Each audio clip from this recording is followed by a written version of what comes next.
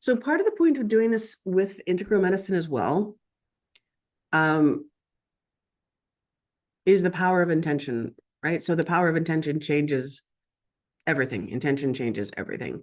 But also part of the power of intention in this place that I want everybody to have, because in one way, you are allowed to intend this to be different, and you are allowed to have the power to change that energetically.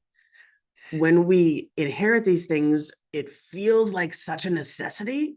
When we learn them in a state of trauma, it feels like such a necessity. If your DNA says you must be afraid of jackrabbits or men or storms at sea or whatever it is, that feeling is so big, we tend to just let the feeling drive the bus. When, especially, we're in a situation like this where we are being very scientific, almost surgical about, okay, we are going to examine, is there any reason to keep this as a matter of fact? Of course, it's sometimes. Of course, there are times when you have to be afraid of a jackrabbit. I don't know when it is. I mean, they got big legs. Maybe they're mean when they're startled.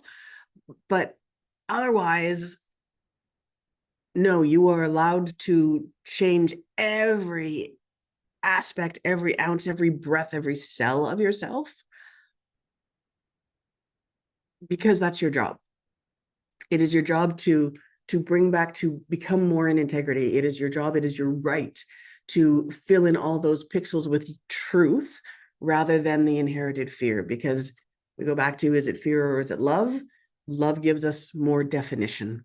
Love gives us more truth. Love gives us more reality. Fear keeps us alive until we can get back to love. I'm not ever going to knock it. But the intention of this, I really want everybody to be quite clear on. Yeah, no, this is something that we're clearing, but this is something that we're changing